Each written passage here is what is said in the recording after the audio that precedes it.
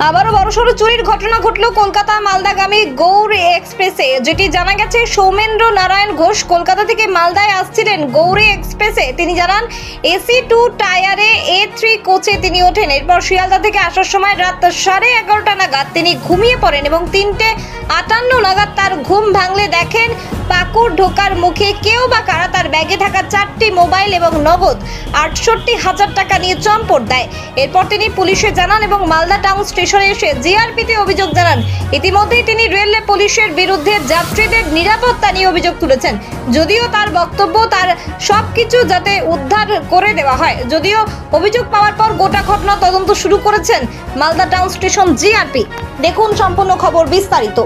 আমি ঠিক 3:58 ঘুম থেকে গৌড়ে, আমি কালকে রাত্রে শিয়ালদা থেকে গৌড়ে চেপেছিলাম। আমার 2 AC-তে ছিল, 3A coach, seat number 31, lower বার্থে ছিল। আমি তো 11:30 নাগাদ ঘুমিয়ে পড়লাম। ঠিক ঘুমটা ভাঙলো আমার 3:58-তে।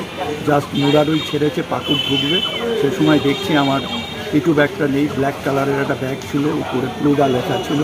ব্যাগের ভিতরে একটা আমার প্যান্ট ছিল, যে প্যান্টটা খুলে আমি শুয়েছিলাম। মানি ব্যাগ ছিল, মানি ব্যাগের মধ্যে আমার ক্রেডিট কার্ড ছিল HDFC ব্যাংকের, ড্রাইভিং লাইসেন্স ছিল, খুচরো 200 টাকা ছিল এবং বিদেশি টাকা 3টে ছিল। একটা UAE টাকা ছিল 5 টাকার, আর রয়্যাল ছিল কাতারের 10 টাকা আর 1 টাকা। আরও অন্য অন্য কাগজপত্র ছিল। ব্যাগে আমার ওষুধ ছিল 2 রকমের, খাবার দাবার ছিল, 4খানা মোবাইল ছিল। তার মধ্যে 2খানা মোবাইলে আমার সিম কার্ড ছিল, আর একটা ট্যাব ছিল, ট্যাবেও সিম কার্ড ছিল। একটা মোবাইলে কোনো সিম ছিল না। 2টো চার্জার ছিল।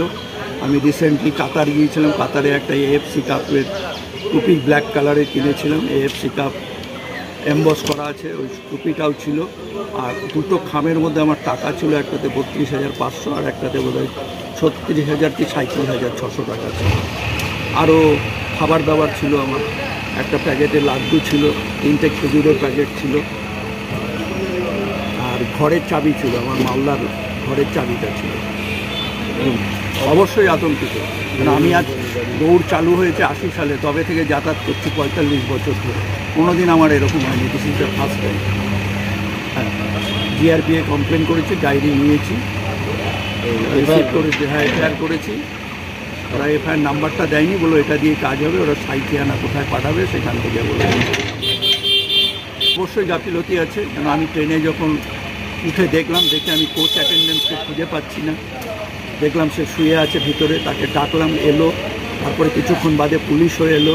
পুলিশের যিনি ইনচার্জ ছিলেন উনি এলেন, কনস্টেবলরা এলেন, আমাকে জিজ্ঞাসাবাদ করলেন। এবং আমার আর একটা বড়ো ট্রলি ব্যাগ ছিল, যেটা লক অ্যান্ড কি করা ছিল, আমার সিটের তলায় ছিল চেন দিয়ে। তারপরে ওই কোচ অ্যাটেন্ডেন্টটি এসে ওকে বললাম, ও তালাটা ভেঙে দিল আমার। ওই ট্রলি ব্যাগটা নিতে পেরেছি, কিন্তু মেন ব্যাগের মধ্যে যেটা কাগজপত্র থাকে ওটাই গেছে। সব হয়ে গেছে, আমার মোবাইলগুলো চলে গেছে। ওখানে অনেক অফিসিয়াল ডকুমেন্ট ছিল। চাইছি আমার জিনিসগুলো উদ্ধার হতে, এবং প্রশাসন যাতে আমার মতো অন্য লোকেরা ভুক্তভোগী না হয় সেটা দেখতে হবে প্রশাসনকে, রেল দপ্তর থেকে। আপনার নাম আর পরিচয়? আমার নাম সৌমেন্দ্র নারায়ণ ঘোষ, আমার পিতা স্বর্গীয় শশীন্দ্র নারায়ণ ঘোষ। আমার বর্তমান permanent address Ghosh villa, E59B, metropolitan cooperative housing society, sector A, canal south road, Kolkata 7,01,005। এবং প্রেজেন্ট অ্যাড্রেস মালদাতেও আছে, Jyotsna apartment, flat number 5E, 1 নম্বর গভর্নমেন্ট কলোনি, মালদা 73210।